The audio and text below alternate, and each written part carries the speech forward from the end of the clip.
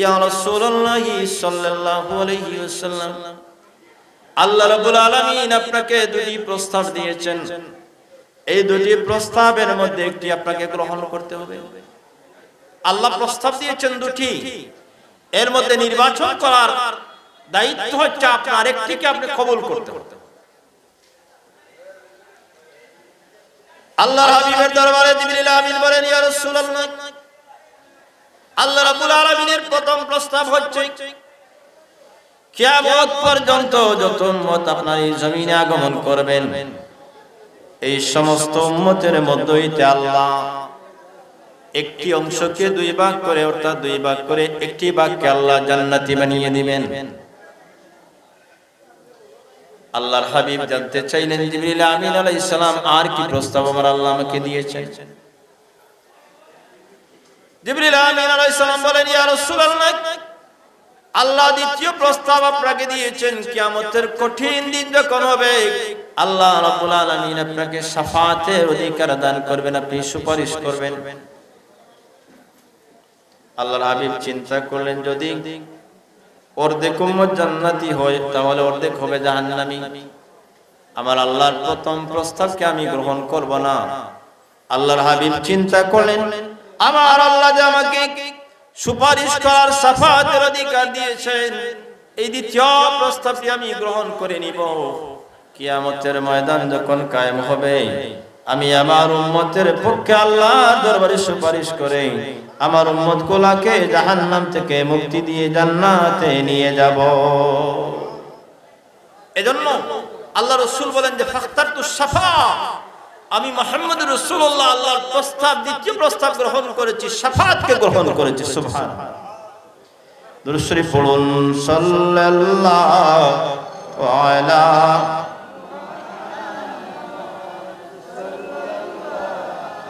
আলাইহি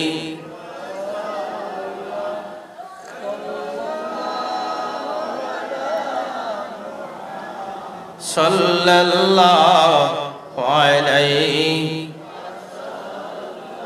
নাজনীন হযরত হক সদর বদর কায়নাত নূর চশমে अंबिया চশমে চিরাগ মাতুই সাল্লাল্লাহু আলাইহি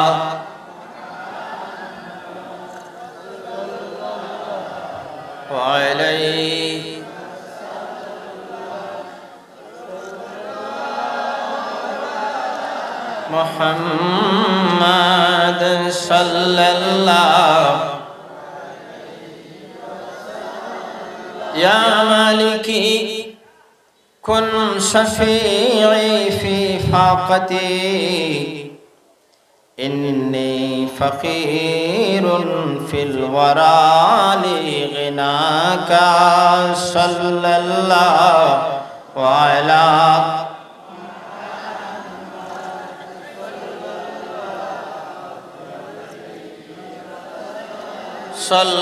সাল্লাল্লাহু আলা মুহাম্মাদ সাল্লাল্লাহু।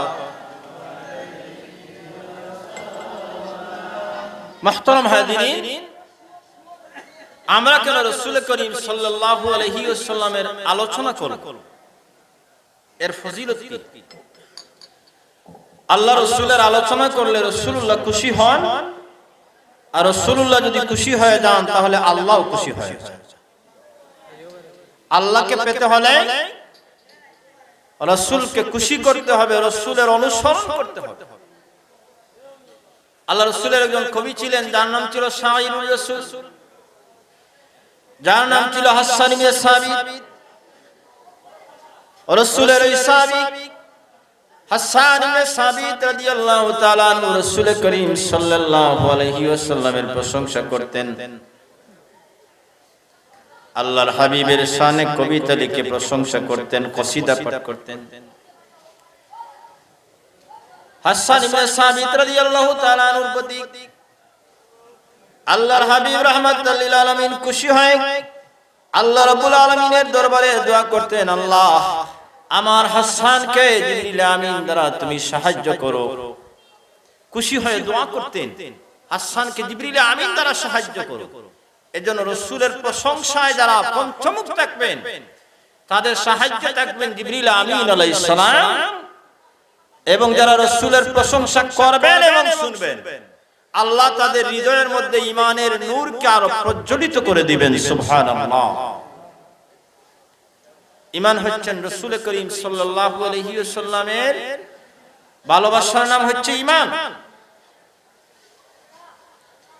যে যত বেশি আল্লাহ রাসূলকে ভালোবাসবেন, তিনি তত বেশি ঈমানের শক্তিতে বলীয়ান হবেন।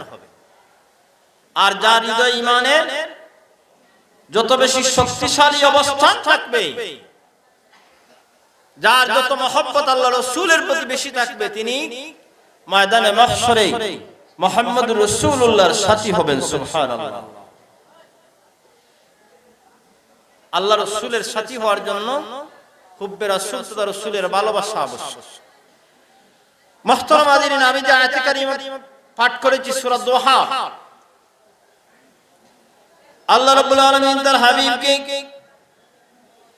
জানিয়ে দিলেন, হাবিব আমার, ওয়ালাল আখিরাতু খায়রুল লাকা মিনাল উলা।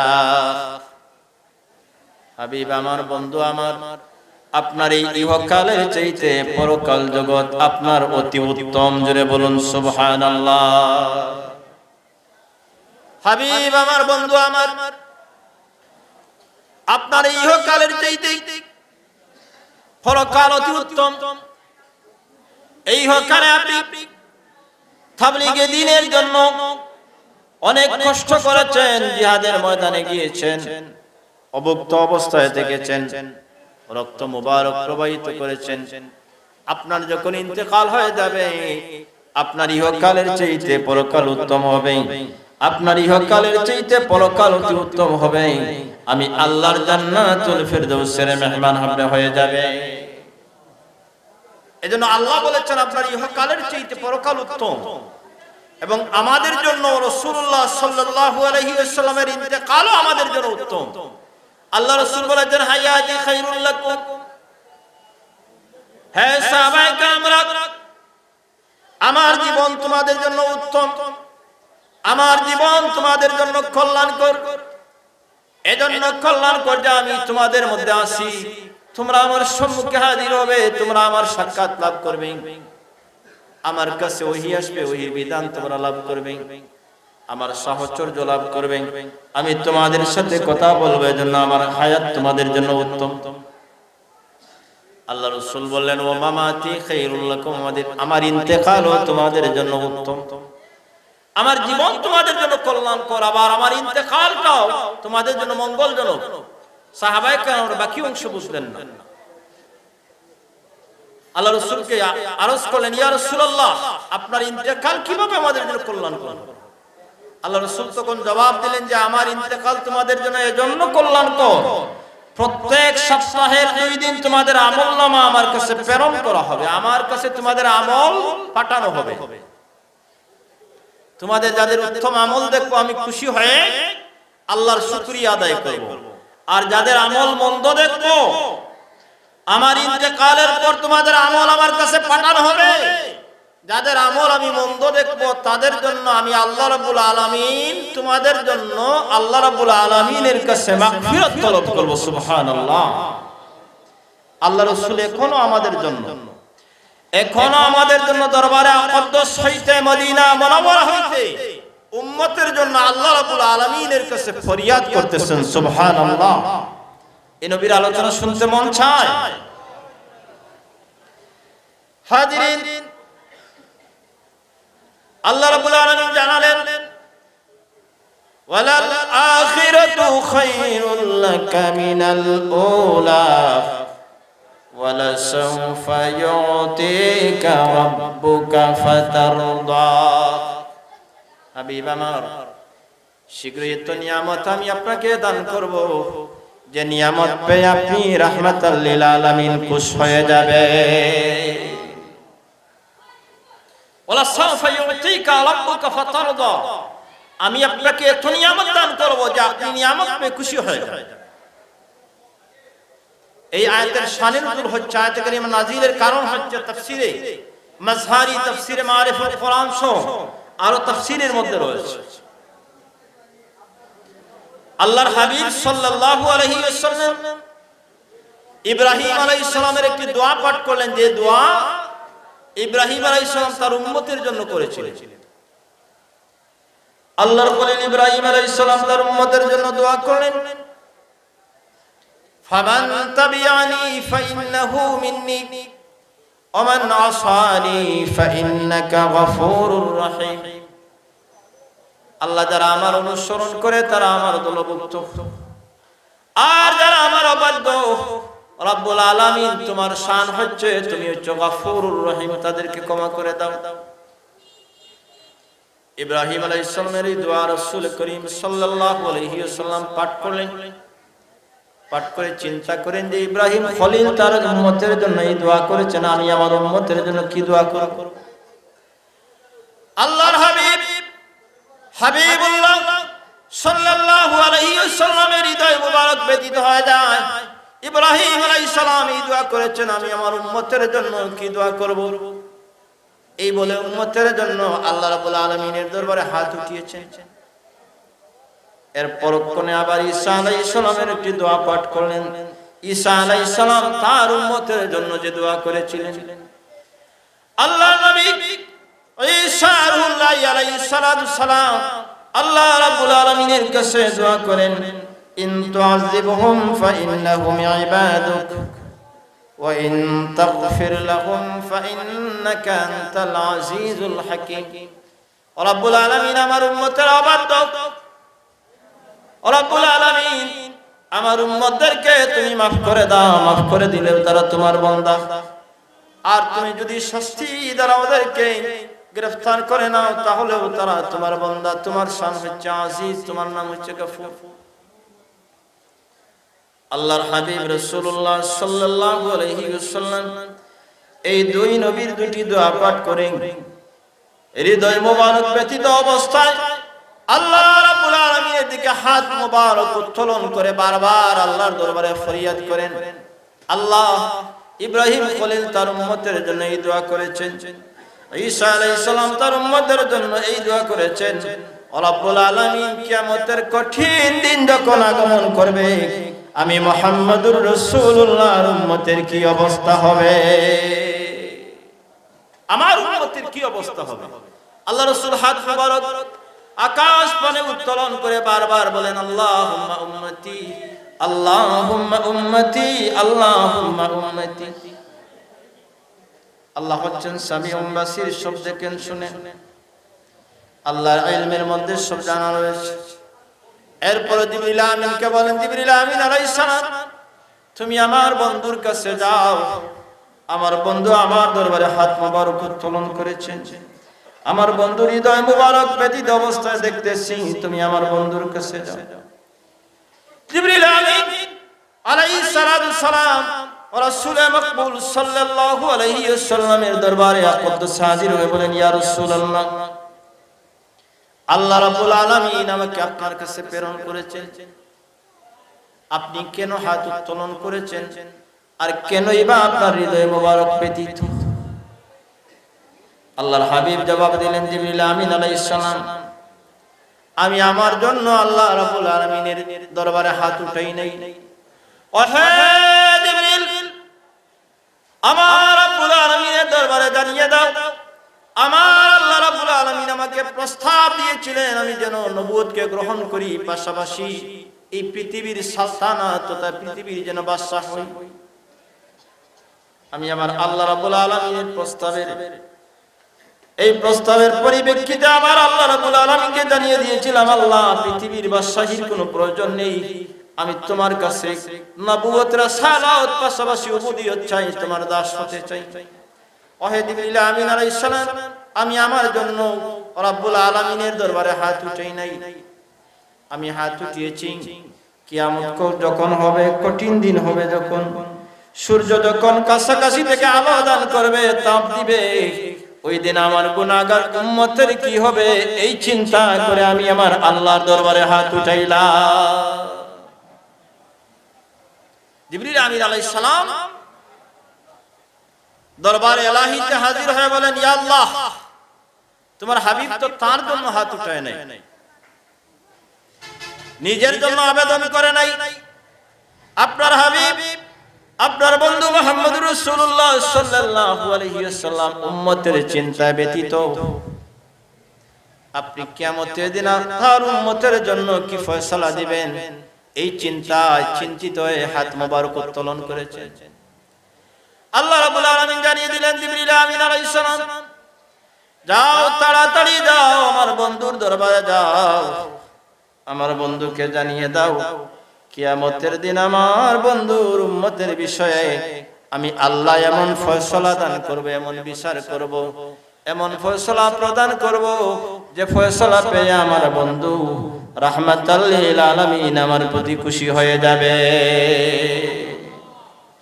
কিয়ামতের দিন আমি আল্লাহ রাব্বুল আলামিন আমার বন্ধুর উম্মতের জন্য এমন ফয়সালা দান করব, এমন হুকুম দান করব যে হুকুম পেয়ে, যে ফয়সালা পেয়ে আমার বন্ধু আমার প্রতি খুশি হয়ে যাবেন। আল্লাহ জানিয়ে দিলেন, ওয়ালা সাউফা ইউতিকা রাব্বুকা ফাতারদা, হাবিব আমার বন্ধু আমার শীঘ্রই এমন নিয়ামত দিব যে নিয়ামত পেয়ে আপনি খুশি হয়ে যাবেন। হাজিরিন, এই আয়াত কারিমা যখন নাজিল হলো, আল্লাহর হাবিব সাল্লাল্লাহু আলাইহি ওয়াসাল্লাম আলী রাদিয়াল্লাহু তাআলা আনহুকে ডাকলেন, আব্বাস রাদিয়াল্লাহু তাআলা আনহুকে ডাকলেন, অন্যান্য সাহাবায়ে কেরামদেরকে ডাকলেন, ডেকে বললেন, সাহাবায়ে কেরামরা তোমরা সাক্ষী থাকো, আমার আল্লাহ আমাকে বলেছেন খুশি করবেন, আমাকে এমন নিয়ামত দিবেন আমি খুশি হয়ে যাব। তোমরা সাক্ষী থাকো কিয়ামত যখন কায়েম হবে আমার একজন গুনাহগার উম্মত যতক্ষণ পর্যন্ত জাহান্নামে থাকবে আমি রাহমাতাল লিল আলামিন ততক্ষণ পর্যন্ত খুশি হব না। আল্লাহ বলেছেন খুশি করবেন, তাহলে আমার উম্মত জাহান্নামে থাকলে আমি খুশি হব না। আমার উম্মতদেরকে জাহান্নাম থেকে মুক্তি দান করে সুপারিশের মাধ্যমে জান্নাতে পৌঁছে দিয়ে আল্লাহকে বলবো যে আল্লাহ আপনি বলেছিলেন খুশি করবেন, আমার উম্মতেরা জান্নাতে চলে গিয়েছে, আমি এখন খুশি হয়েছি। জোরে বলুন সুবহানাল্লাহ। এই ছিলেন আমাদের নবী। সমগ্র জীবন উম্মতের জন্য কেঁদেছেন, এখনো মদিনা তৈয়বায় উম্মতের জন্য কাঁদতেছেন, আমাদের জন্য মাগফিরাত কামনা করতেছেন আল্লাহর কাছে। রাসূলুল্লাহ বলেছেন, মামাতি খায়রুল লাকুম, আমার জীবনও তোমাদের জন্য কল্যাণকর, যে তোমাদের আমলনামা প্রত্যেক সোমবার এবং বৃহস্পতিবার দিনে আমার দরবারে আকদ্দসে পাঠানো হবে, আমি দেখে তোমাদের জন্য আল্লাহর কাছে মাগফিরাত তলব করব। মুহতারাম হাজিরিন, রাসূলের শান মান আলোচনা, ইশকে রাসূল যাদের মধ্যে ইশকে রাসূল রয়েছে তাদের পক্ষে সম্ভব। যে সমস্ত আমলে একজন ব্যক্তি আল্লাহর হাবিবের সঙ্গী হতে পারেন জান্নাতে, এর মধ্যে প্রথম আমল হচ্ছে আল্লাহর রাসূলকে নিজের চাইতে, নিজের সত্তার চাইতে সবচেয়ে বেশি ভালোবাসা। আল্লাহর হাবিবের সাহাবী আলী রাদিয়াল্লাহু তাআলা আনহুকে জিজ্ঞাসা করা হয়েছিল, কাইফা কানা হুকুম লি রাসূলিল্লাহি সাল্লাল্লাহু আলাইহি ওয়াসাল্লাম, ভাই আলী আপনারা কেমন রাসূলুল্লাহকে ভালোবাসেন? তিনি জবাব দিয়েছিলেন, কানা হাব্বু ইলাইনা মিন আমওয়ালিনা ওয়া আওলাদিনা, তিনি আমাদের কাছে আমাদের মাল সম্পত্তি দুনিয়ার সব কিছুর চাইতে তিনি আমাদের কাছে অধিক ভালোবাসার বিষয়। দ্বিতীয় হচ্ছে রাসূলুল্লাহ জামাতের সাথে নামাজ পড়েছেন। এক সাহাবী আবু সালমা, এই সাহাবী আগমন করে বললেন, ইয়া রাসূলুল্লাহ আমি আপনার সাথে জান্নাতে গিয়ে, জান্নাতে আপনি থাকবেন ওই জান্নাতে আমি থাকতে চাই, আপনি যে জান্নাতে থাকবেন ওই জান্নাতে আমি থাকতে চাই। আল্লাহর হাবিব বলেন, সাহাবী তুমি আমার সঙ্গে জান্নাতে থাকবে, তবে শর্ত হচ্ছে জমিনে যতদিন থাকবে বেশি বেশি যদি নামাজ পড়ো তাহলে জান্নাতে আমার সঙ্গী হয়ে যাবে। হাজিরিন, আমার সময় শেষ। আল্লাহ রসুল বলেছেন, ইন্নামা আনা রাহমাতুন ওয়া মুহদাহ, আমি হচ্ছি রহমত এবং হেদায়েত প্রাপ্ত, অর্থাৎ আমি হচ্ছি হেদায়েতের মশাল। এই পৃথিবীতে নবুয়তের শুরু হয়েছে রাসূলুল্লাহ, আর কিয়ামতের ময়দানেও নবুয়তের শ্রেষ্ঠত্ব থাকবে আমাদের প্রিয় নবী মুহাম্মদুর রাসূলুল্লাহ। জুড়ে বলুন সাল্লাল্লাহু আলাইহি ওয়াসাল্লাম। আলোচনা অনেক দীর্ঘ হবে যে কিভাবে নবী থেকে আমরা শুরু হয়েছি, এখনো রাসূলুল্লাহর নবুয়ত এবং রিসালাত এই জমিনের মধ্যে রয়েছে। আল্লাহ রসুলকে যে আল্লাহ কোরআন দিয়েছেন, সেই কোরআন আছে। কোরআন আছে মানে হচ্ছে রাসূলুল্লাহ রিসালাত এবং নবুয়ত আছে। সুবহানাল্লাহ। আল্লাহ আমাদেরকে আলোচনা যা করেছি আমলের তৌফিক দান করুন। যারা আয়োজন করেছেন আমার ভাইদেরকে আল্লাহ জাযায়ে খয়র যেন দান করেন। ব্যবসায়ীদের প্রত্যেকের ব্যবসাকে যেন আল্লাহ তরক্কি দান করেন। আমাদের পক্ষ